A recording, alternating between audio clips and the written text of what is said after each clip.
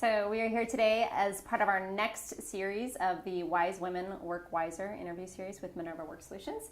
And we have the pleasure of interviewing today Julie Shannan. Thank you so much for being here today. Thank you for inviting me. So Julie is the Deputy Director of Girl Start. And it's a nonprofit that's near and dear to my heart. But I want you to tell us what Girl Start is about. Thank you. Girl Start is a nonprofit that empowers and educates girls in STEM education, science, technology, engineering, and math. We believe that as a world, we have a lot of STEM challenges, and half of the world's population, women and girls, are being left out of bringing their ideas to the table. So at Girl Start, we believe more ideas equal more solutions. So more ideas from girls and women are what is needed, we feel like, and they're statistically way underrepresented in STEM fields, and so that's what our mission is. That's amazing. And so I know you guys are in Texas and Austin and Houston, San Antonio, and even Dallas, other areas as well, but you are also starting nationally, correct? Right. We have, Girl Start has a presence across Texas right now, and we just opened 2 regional offices, one in Houston, and Dallas is opening this month, and excellent. So we're excited about that. And then we've done national Girl Start summer camps to go across the nation. So every summer we have the privilege of taking Girl Start to different sites outside of Texas as well. So we're basically scaling up and replicating as fast as we can, and that's a lot of fun and a lot of challenges, but it's been a lot of fun. So for this interview series, one of the things I want to start out with is, you're talking about this growth, you're working for this amazing nonprofit. What do you do as Deputy Director for Girl Start? It's, I'm lucky that I've gotten to kind of make my own job, right? As I've been with Girl Start a long time, and one of the things that we value at Girl Start is what do you not like on your plate, what do you like, what are you motivated by, and so as the years have gone by, that, what doesn't motivate me, the things I don't like, my drains have been moved off my plate, and so I've really been able to create the job of my dreams, which is awesome. Yeah.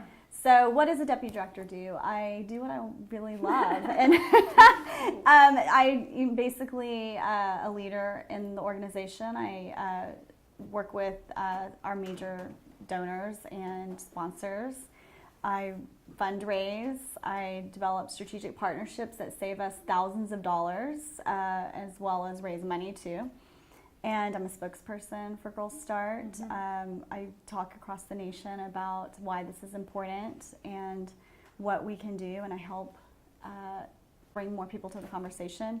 And then I handle our marketing and branding as well, which is also really dear to my heart too. I love creating a brand that girls are attracted to, that makes STEM cool, and that's a really big challenge. And so I love that. That's one of my favorite things I do at Girl Start.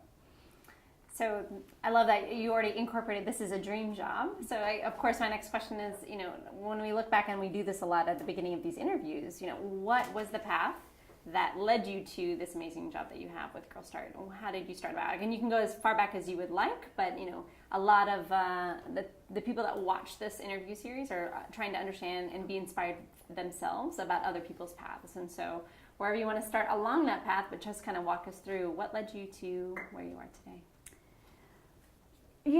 My path has been crooked. I don't think anyone ever thinks that that's going to be the best path, right? You always think, I'm going to do a straight path and go up the mountain, and there are a lot of ways around getting up the mountain, and actually the most effective way is not going straight up, right? It's to kind of curve around and develop skills along the way. Switchbacks are important. So switchbacks, yeah. And if anyone's ever hiked, and they know that is really important. So, and it also gives you perspective too that you don't get if you're just looking at the top. And so, my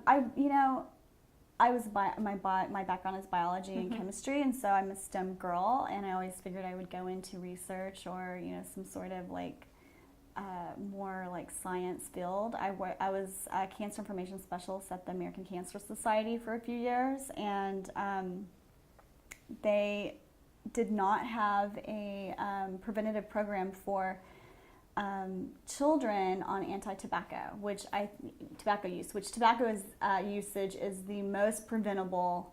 I mean, lung cancer is the most preventable cancer. Basically, it's a correlation with tobacco use. Yep. And so there was no kind of preventative education program. We were actually referring to one of our competitor nonprofits, which was the Lung Association.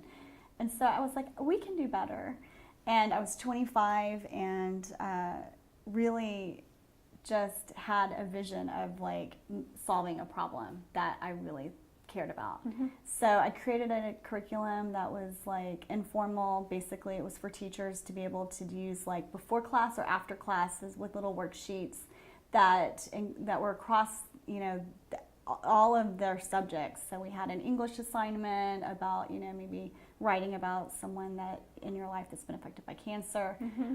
Anyway, long story short, we had math assignments about what's the cost of smoking and how much would you save if you didn't smoke, and all of these things, and I loved it, and it was incorporated and piloted across Austin in different classrooms, and I loved it.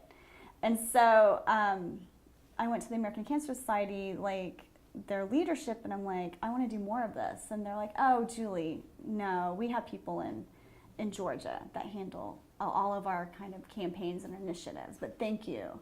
So I went to the local office, and they're the ones that actually piloted it.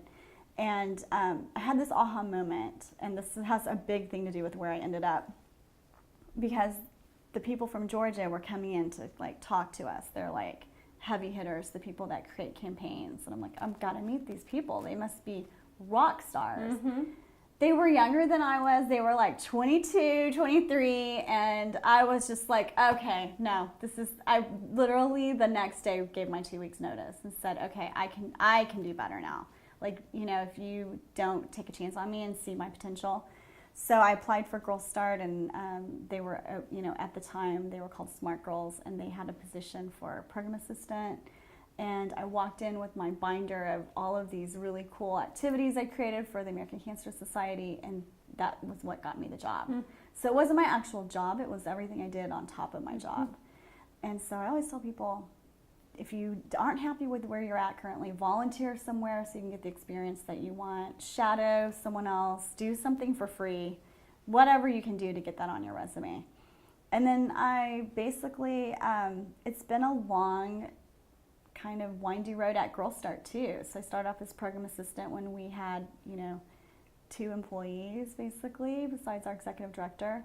And just was like a sponge. Give me as much as I can do. We can do better. We started off marketing to girls very much. So this was in the late 90s. Marketing to girls like tech companies were marketing to boys. Mm-hmm. It was just not different. I'm like, we can do better. We can appeal to girls. We can bring in pink. We can have sparkle. We can stand out and be girly. And I was given the opportunity to take that chance and basically create a new brand and look and feel that's still part of Girl Start's look and feel now. Absolutely. So anyway. So when you talk about from the bottom up, I mean, when you came into Girl Start, there were just a couple of employees, as you're saying. Mm-hmm. What kind of perspective did that give you on being able to be a part of an organization that was really in that growth mode and that you've seen over the last 15, 20 years? So it was very much like a startup. And I think startups have the opportunity to, you get to try everything, right? And you do a lot of work, but you also get to try a lot of different things. So I was really lucky that I got to try everyone's job out, and I got to do the marketing because no one else was doing marketing, and I got to do branding, and I got to rethink the way, come up with a program, basically formula for what worked on engaging me in STEM and translate that into a model that we're still using at Girl Start. Mm-hmm. So I think, that startup mentality, everyone has a million hats, also is really, there's a lot of opportunity there too. So, being able to try on things that, and have the freedom to, go as far as I wanted, right? And I didn't just stay within my job description. It was like, I'm going to do more. We can do, more as an organization. We didn't have a lot of resources. When they hired me, Rachel, our founder, said, we have 3 months salary for you. And I was like, let's do it. we can raise it. You know, I wasn't worried. And I think sometimes like being fearless is also exactly part of that formula. So right? There's a part of me that wants to pick that apart a little bit. Like, I think many people would say, no, that's not enough job security. What made you feel like, you know, that is something that I can do. That is something I can take on. I think when you're sick enough of your ideas not being a reality, and when you're fed up with seeing, you know, how things could be different and better, you'll take bigger risks, right? So the more fed up or the more frustrated you are about your current position, the more opportunity, I think, or the more risk you'll take, probably.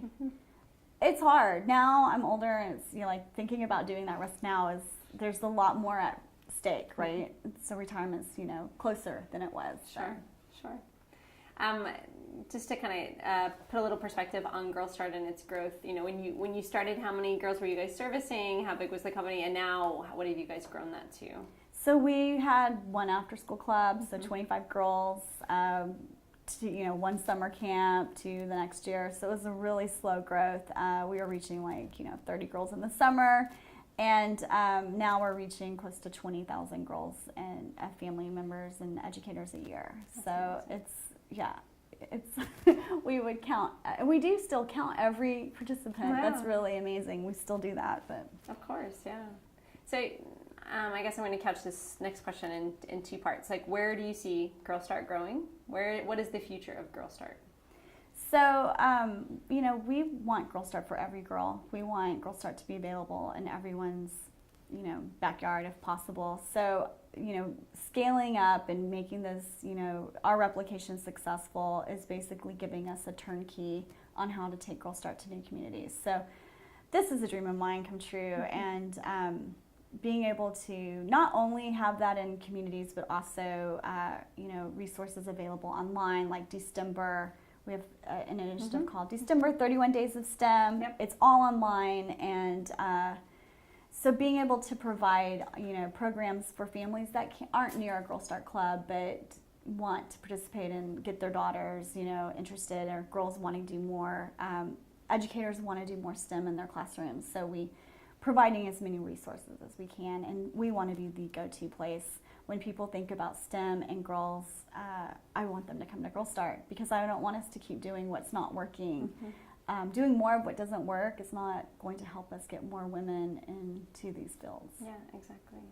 Well, so, and then I would turn the question to you. What do you see? What is next for you? And not even just profession, career, but what kind of growth opportunities? I mean, it's very obvious you have this fearlessness about you, and that you're always looking for innovation. And I've heard you say about 3 times now, we can do better. I love that. Like, that's like our nice little hashtag for this interview, actually. But, you know, what is that future when you think about that for yourself? Well, you know, I'm not completely fearless. Like, there are dreams I have that I, you know, don't know how I'm going to reach them yet. So I think, you know, professionally, I still have a lot of things I want to try and do. You know, a lot of people want me to do more fundraising. You know, a lot of people want me to consult with fundraising, how to fundraise, and I really care more about brands. You know, like, so there's opportunity for me to grow in, you know, creating, you know, helping like other people maybe make better brands for whatever they're doing, or I don't know. I've consulted. I consult on the side, and that can be frustrating because because you get you don't actually get to be in charge of whether that change happens or not. And so, you know, I don't know about you, but I think my ideas are awesome. And so when you're like, see that those ideas get on the shelf because of whatever money, resources, time, you know, whatever it is, a lot of times it has to do with bureaucracy. It's really not that fulfilling. And so I would say I know every job is like, there's this piece that, you know, it's not like the perfect fit. It's not going to be perfect, but I want to keep growing. I'm a learner. I'm a lifelong learner. And I have a big creative side to me too. I made these earrings. Really? Yes, wow. I make T-shirts, I screen print, so I have this like need to kind of like cultivate that too, and I don't want to have a business doing it, but you know, I dream about maybe that's what I want to do, you know. So there's this, basically like trying new things. I have something that I do. Instead of having like resolutions, New Year's resolutions on like what I'm not going to do or whatever, I have one thing that I'm going to practice and try to get better at every year.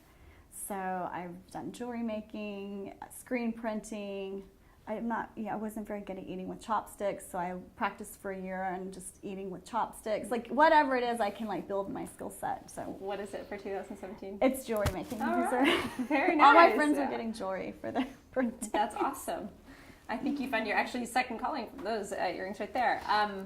So is it fair to say, and I love how you kind of laid that out of, earlier in your career, that startup mentality was actually a really good fit for you because you being a lifelong learner, open to more risk at that time, you were able to really just expose yourself to as many different types of jobs, different projects, tasks that people are throwing at you that would totally fit. And it sounds like now, later in life, now that you have more of that experience, you're still this lifelong learner, but maybe there's some things that fit more in the hobby category, and there's other things that you're like, you identify with, these are the 3 or 4 or however many that I really enjoy doing and I want to invest my time. So it's like over time, even though you're still doing these other things on the side, you also do see a filtering of the things that you really are passionate about or learning. Right, and this is what I can make money doing, right? Like there are hobbies that, maybe would make great money eventually, but this is, the truth is a lot of times, a lot of us are doing a piece of our job because that's the part that helps us make money and build our But even when you're talking like the marketing versus the branding, you like the branding more than the marketing. And how would you know that except for having done both, probably done both a lot, and seen where you align better with certain areas? We have a couple sayings that I coined at Girl Start. One is be brave, creative, and curious. And girls tell us that they feel brave, creative, and curious. They say the chant. It's on their T-shirts, and I'm just like, what? To think that you are part of an influencer in their life on this kind of like motto that they're picking up and taking as their own is, I love it. So as you should. I mean, from a psychological perspective, we know that actually has a really big difference when people are exposed to those kind of sayings that are actually positive, and especially when they're self-reflective. They actually think that they can do more, and surprisingly, they can. They can. Yeah. This summer, our theme is be curious. So our goal is to really not just talk about science, technology, engineering, and math, but actually like help girls learn that there's a lot of there's more than just STEM. You need to learn how to be resilient if you're going to do STEM, how to be, you're connected with other people, how to be brave, of course, and creative, but also how to be inspired, and all of these words that we use, because we believe STEM is everywhere, but if you don't look around, or if you don't believe you can try and do something that's harder than you thought you could, or different than maybe what you thought you might want to do, it just opens their eyes up to maybe a different possibility for what their future could look like. Yeah, exactly. I love that. Anyway. Well, thank you for your time. We really, really appreciate it. Thank you.